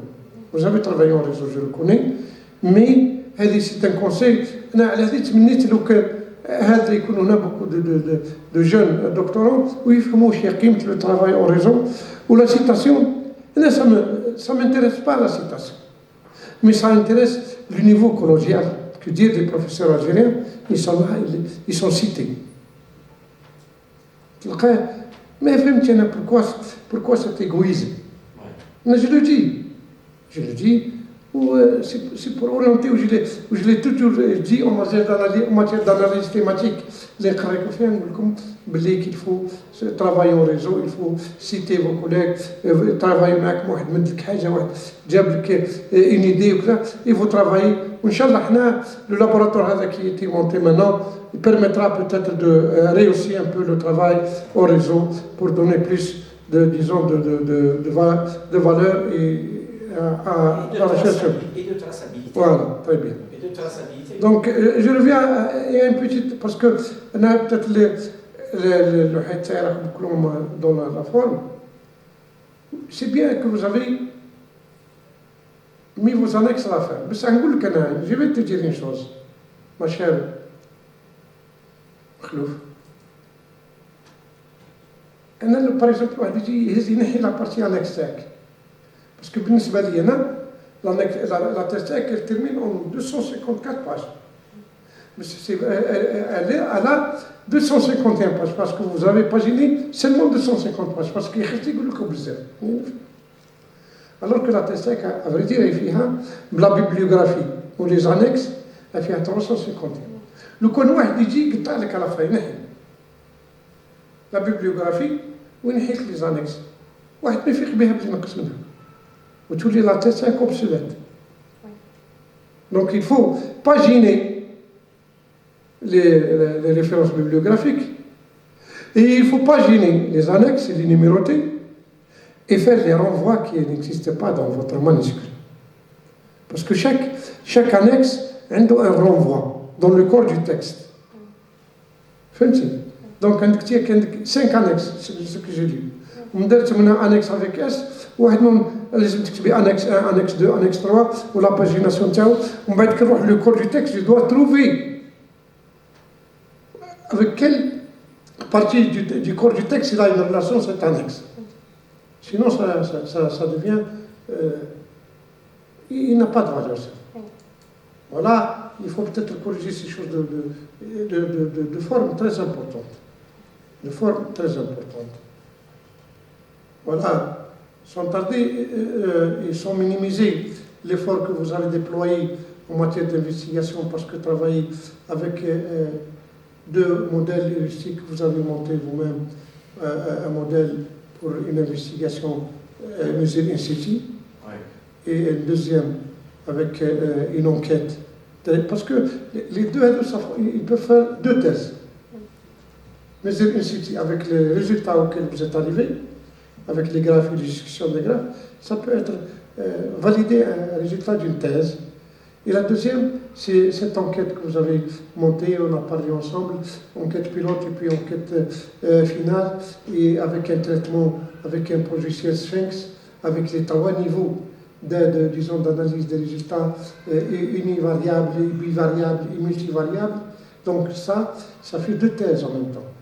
Un effort colossal, sur lequel je vous remercie, je vous félicite.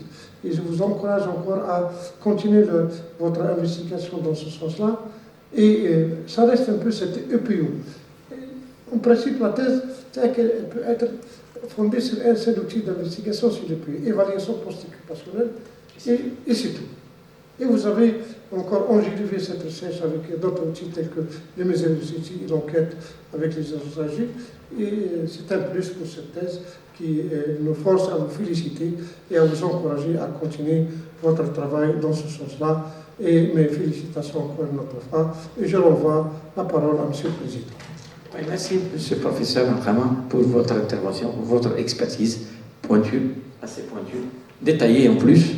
Je vais encore donner la parole à la dernière, au docteur voilà, Jouet pour son expertise, pour encore plus de, je dirais, d'orientation, de recommandations et aussi des observations concernant son expertise. Allez-y, Madame Jouet, docteur Jouet. Merci, Monsieur le Président. Aujourd'hui, j'ai l'honneur d'être parmi vous pour participer à l'évaluation et à la discussion de ce travail présenté par la doctorante Claude Salma, encadré par Dr Schreiber, qui m'a honoré par son invitation.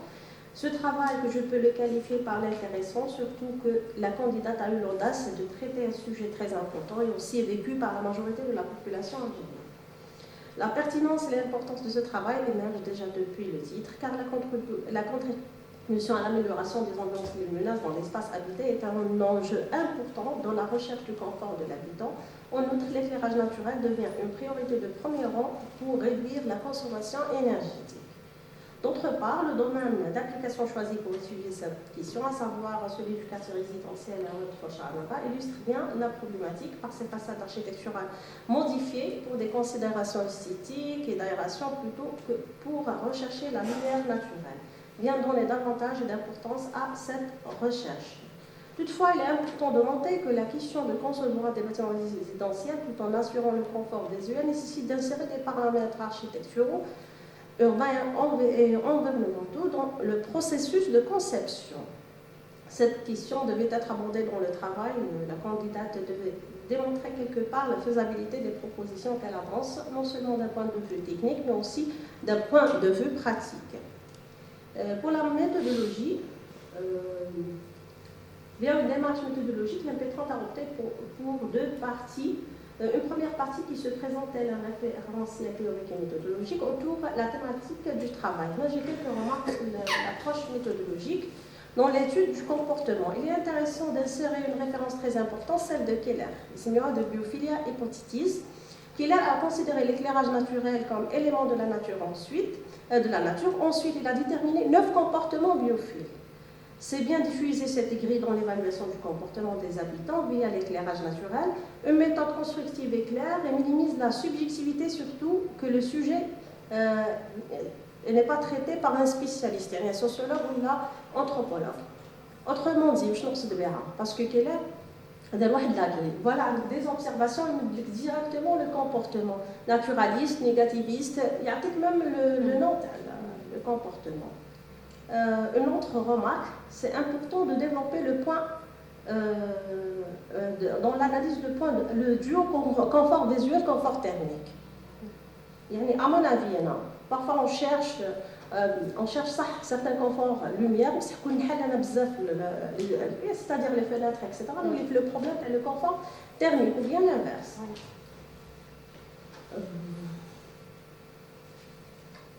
La deuxième partie pratique, dans laquelle elle aborde son cas d'étude, proprement dit en 2 étapes. Premièrement, via une approche historique pour déterminer le corpus d'études. Normalement, le travail est fondé sur une analyse psychomorphologique pour déterminer le corpus d'activité. Justement, qui directement, parce que tu mets habitat collectif, habitat individuel, on va traiter sur pente. Je n'ai pas compris pourquoi on va dire sur pente. Des types d'habitat. Quels sont les critères de cette classification et son apport au choix du terrain? La page 143. Ça veut dire les différents styles d'habitat, etc. Je préfère les types. La typologie. Les styles. Le passage de la ville d'Annaba à Oued Foncha nécessite plus de justification, de clarification dans le travail. C'est bien aussi d'ajouter le critère de consommation énergétique par rapport à l'éclairage artificiel. L'électricité est intéressant dans cette étude. C'est bien d'ajouter les critères. Pour l'approche numérique, vient comme seconde étape pour analyser les informations requises par l'observation exploratoire et les mesures in situ, ce qui permet de comprendre en profondeur les comportements et les interactions dans leur contexte. La version du logiciel Ascanex, utilisée dans ce travail pour déterminer une version. Figure 6.3. La légende pour la carte comportementale montre des fonctions et non pas des comportements. La carte des fonctions, mais des comportements. Pour les points de mesure, c'est très intéressant de les déterminer à travers une équation, mais c'est mieux aussi de donner les caractéristiques de chaque point de mesure, c'est-à-dire quelle est la différence entre le point et le point. Les caractéristiques de chaque point de mesure. Pourquoi le choix est porté sur le séjour? Est-ce que c'est par rapport à l'usage ou bien par rapport à les modifications architecturales? Aussi, pourquoi la durée? 10 heures, midi, etc. Est-ce que c'est par rapport à l'usage de l'espace? Autrement dit, quelle est la pièce qui nécessite plus l'éclairage naturel? Il faut étudier d'abord l'usage. Normalement, il fallait intégrer les résultats de l'enquête, sachant que le questionnaire n'était pas vraiment très profond pour déterminer les comportements. Le questionnaire, je dis directement les comportements, le passage, au point de déterminer les comportements des objets. En plus, il fallait étudier l'usage de chaque pièce par rapport au sexe, à l'âge, pour ensuite choisir la pièce et la durée. Choisir la même pièce dans le même bâtiment, est-ce qu'il apportait plus de résultats? Pour l'approche post-occupationnelle, à mon avis, il faut d'abord sélectionner l'appartement type, son modification, ensuite l'analyser sur le plan architectural et prendre les mesures. Ensuite, faire une classification de modifications à travers cet appartement pour avoir les types de modifications et les quantifier. Ensuite, évaluer les causes des modifications dans chaque type, ou bien l'évaluation des comportements dans chaque type, après les mesures in situ pour classer les types de modifications en fonction du confort visuel.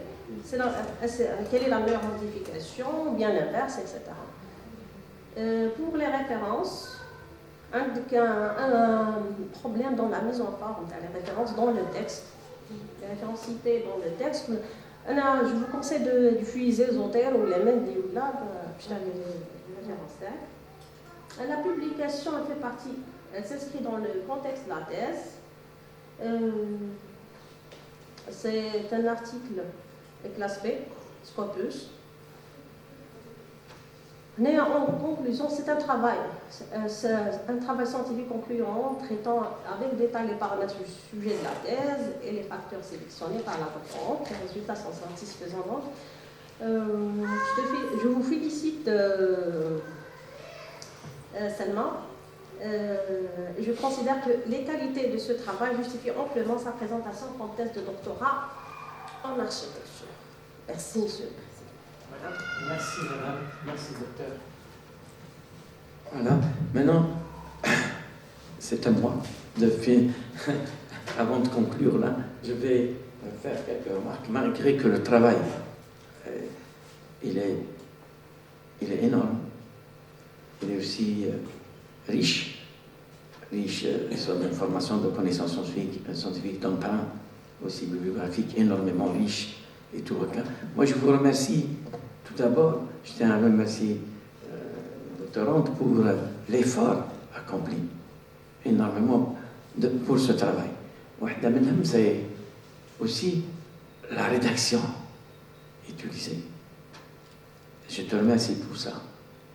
Bien rédigé, quelques fautes à mitnahaw, réellement, de conjugaison, de quelqu'un, quelques petites fautes, d'inattention. Il faut revenir sur ça, on le sait. Lorsqu'on rédige le document manuscrit, la phase finale, on est pressé, de temps en temps, on laisse passer quelques fautes. Il faut vraiment, avant de le déposer, de revoir, surtout les petites fautes. Il faut les ôter parce qu'ils vont, je dirais, voilà, des petites coquilles, parce qu'ils vont à peu près rabaisser le niveau, alors que l'écriture, elle est là. La rédaction, elle est là, elle est riche, énormément. Je vous remercie pour ça, surtout pour le document, pour le manuscrit. Je vois un travail bien rédigé, en détail, bien rédigé et tout. Sauf que, qu'il y a des petites irrégularités, coquilles, c'est ça, je dirais, à prendre en charge. Avant de le mettre à le document, c'est important pour vous et pour le lecteur prochainement. Il faudrait que, lorsqu'on utilise un concept, il faut le garder dès le départ, l'introduction, l'intitulé, ou bien dès la première phase jusqu'à la fin, c'est les mêmes concepts. Ne sortez pas sur d'autres concepts, presque des qualificatifs. Restez dans le même cadre, c'est important. On le voit, il fait pas mal de choses. Moi, je vais revenir sur ces irrégularités de forme, Ce que je vous reproche dans ce document, d'ailleurs, vous n'êtes pas la seule, parce que tout document, surtout de thèse, il y a le bas de page de la page, contenu de bas de page. Ou si on utilise une référence bibliographique qui est en annexe, ou une référence bibliographique, ou si on utilise une information, on en bas de page. Il y a beaucoup de détails, le manuscrit à l'intérieur de la rédaction, qu'il faut mettre en bas de page. Lorsque vous étudiez, par exemple, le cas de la page 195, lorsque vous faites un tableau type et surface d'ouverture de chaque pièce de l'espace habité, je ne vais pas parler sur la source, à peu près, source auteur, il n'y a pas de problème, mais ce que vous voulez montrer à travers ces schémas, espace cuisine, séjour, chambre, type de surface et d'ouverture, le tableau il est incomplet, moi je vous le dis. Il fallait mettre juste à côté les normes, le référentiel normatif en matière d'éclairage naturel pour chaque type d'espace. Il y a des normes qui sont internationales, des ISO internationales, il y a des normes qui sont locales, inscrites logiquement, je pense, pour le cahier de charge. Les cahiers de charge, surtout pour l'urbanisme. On dit, par exemple, une surface de 24 mètres carrés, par exemple, fait un séjour, la fenêtre admise, le code réglementaire en Algérie, c'est le 1/10 de la surface. Où sont passés ça? Voilà. Ils existent, le DTR. Il faudrait que revenir aux normes internationales, il nous faut une case. Là, parce que c'est bien de schématiser ça et de voir à peu près la surface de l'ouverture 2,08 mètres carrés. Il faut, je dirais, la comparer avec le référent international et le référent local. Parce qu'il existe dans la prescription urbanistique, c'est l'habitat.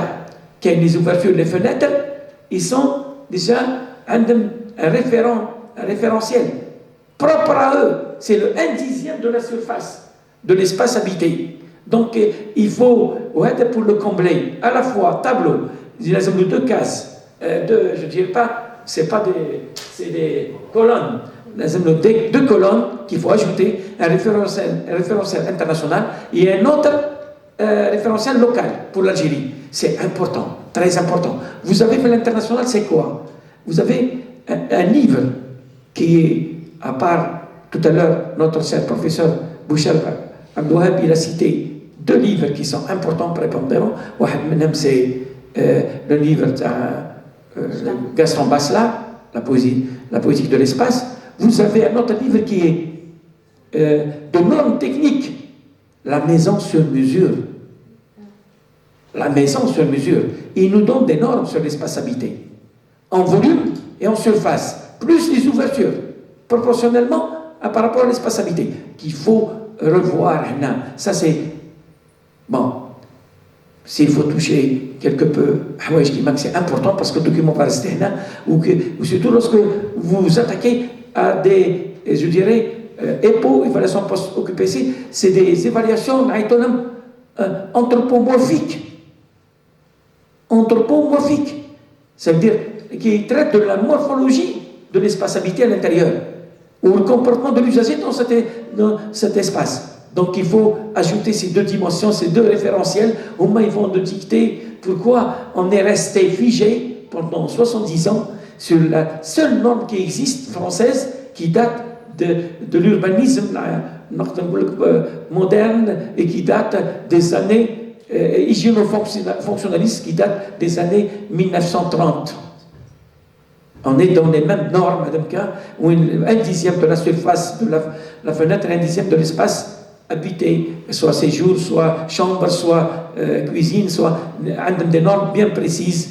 1/10 de. Est-ce que vraiment cette norme, la preuve tout à l'heure, notre cher aussi, je dirais, professeur Boucharb, il a parlé de la dimension philosophique, de la dimension d'appartenance à une identité, à une société. Il y a aussi la dimension sociale de l'espace habité. Qu'il y a aussi une autre dimension, ça c'est postdoctoral, c'est ce qu'on appelle la psychologie de perception de l'espace. Et une dimension aussi énormément. Vous vous êtes accroché surtout à l'analyse comportementale de l'usager dans l'espace habité et ce qu'il reçoit comme ambiance lumineuse, est-ce qu'elle est polluante? Et le manuscrit, j'aimerais bien que. Est-ce que vous avez. Parce que là, vous faites. Si on parle d'ambiance lumineuse, en opposé, on a la pollution visuelle. Est-ce que vous avez parlé de pollution visuelle? Pollution visuelle, c'est lorsqu'on a un excès ou bien un déficit en ambiance lumineuse. On parle de pollution. Et il y en a tellement de pollution visuelle. Beaucoup d'Algériens qui fréquentent ces espaces habités à l'intérieur lorsqu'ils sont, même artificiellement, la nuit, mal éclairés, ils ont des maladies je dirais, de vue. Et qui fait que ça, c'est... Oui. On parle de l'agressivité visuelle. La aussi de perception visuelle. D'éblouissement. On va aussi.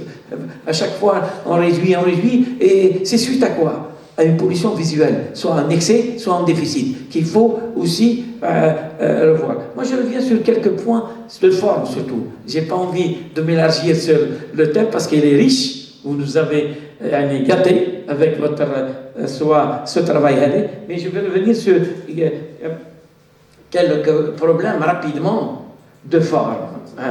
C'est bon, voulez-vous vraiment? Ok, allez, j'arrête. Je vais arrêter 1 minute là et j'arrête. De forme. Je reviens sur la page 41, rapidement.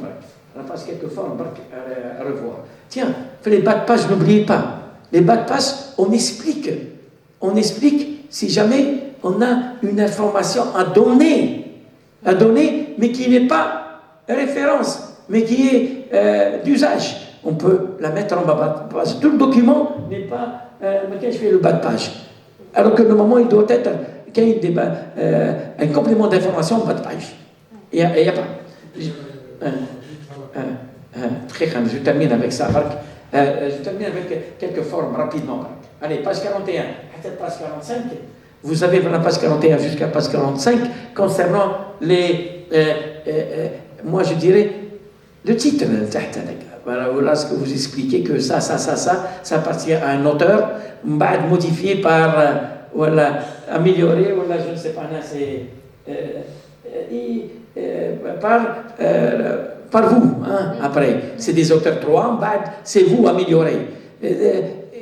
Essayez de doter, une fois, un schéma qui appartient à des auteurs, ça leur appartient. Maintenant, on sait que vous allez certainement apporter, dire une légende concernant ce que vous avez apporté comme haja, ou bien soustraire haja, dire des légendes, mais ne touchez pas à la référence, parce que la référence, elle est d'origine attribuée à un groupe. Quand vous amélioré par vous, quand vous avez un document un beau jour sur le groupe, et que ça va, on a eu une experte, une doctorante experte, qui nous a fait cette remarque où guette notre déficience quelque part, scientifique. Donc ça touche celui-là, la référence touchée. Moi, je ne vais pas m'étaler, je vais m'arrêter à ces remarques de forme. Le document, excellent. Moi, je vous dis excellent, à part quelques irrégularités de faute d'orthographe, qui manquent. Restez sur les observations faites par nos professeurs. Leurs professions, elles sont importantes. Il ne faut pas les négliger, il faut les porter. Et je vais demander à l'assistance de nous excuser pour délibérer. Ah d'accord, pardon, j'oublie. Hein. Allez-y, passez. Je vous donne maintenant pour répondre à 2 ou 3 questions, bien notes d'observation, et on va passer pour expliquer. Merci. Premièrement, on va prendre en considération toutes vos observations, mais je souhaiterais revenir sur quelques points pour éclaircir davantage. Donc, juste un flashback, notre étude vise à étudier le comportement des occupants dans l'espace habité. Donc, on a choisi le cas d'étude à Annaba. C'est pourquoi Annaba et pas Skilda, parce qu'on a sélectionné. Peut-être c'est le même problème à Annaba et à Skilda, mais il y a des spécificités de la ville et aussi des problèmes qui sont l'exode rural et les crises de logement et le manque du confort au niveau de l'habitat. Donc on a effectué une étude pilote en 2021 qui nous a permis de sélectionner le cas d'étude. Donc on a observé plusieurs bâtiments de social, ADL et même du conventionnel, mais on a choisi le type d'habitat doué de Fourcha parce qu'on a observé le problème depuis l'extérieur. La modification des habitants s'affiche depuis l'extérieur. Les fenêtres sont ajoutées pêle-mêle, on peut dire. Donc ils ont modifié totalement la façade et aussi ils ont même ajouté des plantes à l'extérieur et on dirait ils ont pris voilà, l'espace extérieur en ajoutant des arbres et des petits jardins pour le niveau RDC, et ce qui a influencé l'éclairage intérieur. Donc pour la disponibilité d'éclairage extérieur, on a mesuré l'éclairage dans l'extérieur, qui est une dimension physique, et l'éclairement naturel, qui est un processus d'acheminement de cette lumière vers l'intérieur. Elle est on peut dire, il y a des obstacles créés par l'occupant lui-même. Donc à l'intérieur, on a une mesure de 0 luxmètre dans l'espace de séjour. Et l'espace de séjour est choisi pour la mesure institut parce que dans l'étude pilote, on a effectué un entretien avec les habitants où l'espace de séjour est le plus utilisé. C'est l'espace, comme dans l'architecture traditionnelle, le patio et le Wastadar comme M. Boucher l'a précisé. Donc, ils ont un problème d'éclairage au niveau de l'espace jour qui est cuisine et séjour. Donc, on a effectué des mesures au niveau de l'espace séjour. Et puis, voilà. Est-ce que je peux ajouter quelque chose, s'il vous plaît? Oui, allez-y, professeur Boucher. C'est juste un à côté, disons, un aparté. Hein? Oui. J'ai visité l'Institut du monde arabe à Paris. Oui. Tout le jeu est fait sur la lumière. Tout le jeu, disons, architectural en tout cas, est basé sur la captation de la lumière. Donc, quand les gens nouvel a utilisé des diaphragmes pour signifier la bouche arabien, mais avec un système, disons, j'allais dire, je ne sais pas si, non, un système automatique, d'intention la lumière extérieure. C'est-à-dire, moi j'ai trouvé l'idée intelligente. Pourquoi? Parce que, premièrement, il y a une symbolique, la bouche arabien. Deuxièmement, c'est l'automatisme, la modulation, c'est la lumière. Et puis le troisième point, c'est que ça donne sur le plan extérieur un tapis. C'est-à-dire quand on voit la lumière de l'intérieur, quand c'est éclairé, c'est dans l'aspect nocturne, on voit un tapis avec ces motifs, le motif des étoiles. C'est pour dire qu'il ne faut pas toujours rester sur l'aspect tellement technique, parce que technique, on obtiendra des normes, et puis on s'arrête. Mais la question de la recherche esthétique, elle restera toujours ouverte. Donc c'est pour ça que j'oriente davantage ma réflexion sur l'apport de la lumière, même si c'est calculé, même si c'est normalisé, mais par rapport à un aspect esthétique, parce que c'est ça qui permet de donner une ambiance, qu'elle soit de l'intérieur ou même de l'extérieur.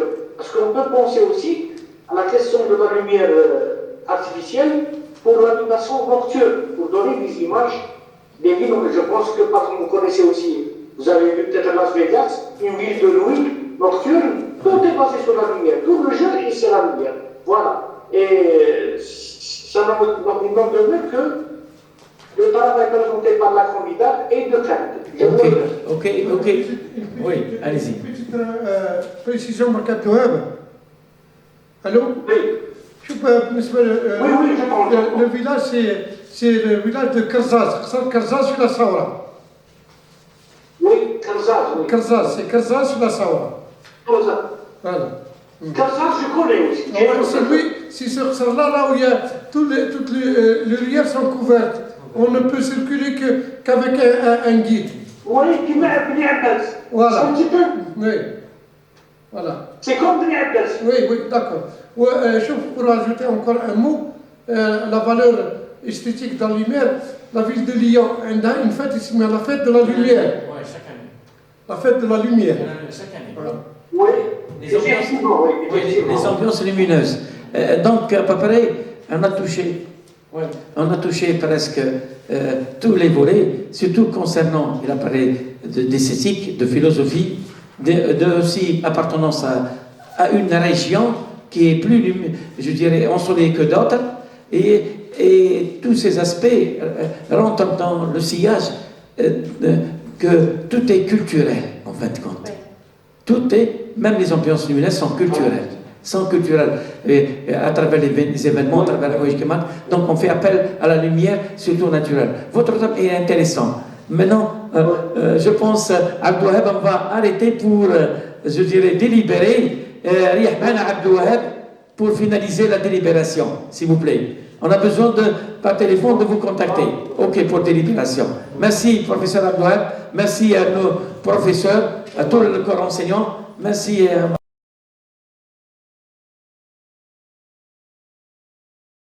On va délibérer. Pardon? Ah, ton contact, oui.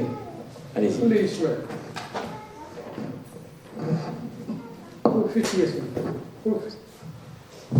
Donc, salam alaikum, pour délibérer. Je vais travailler 15 secondes.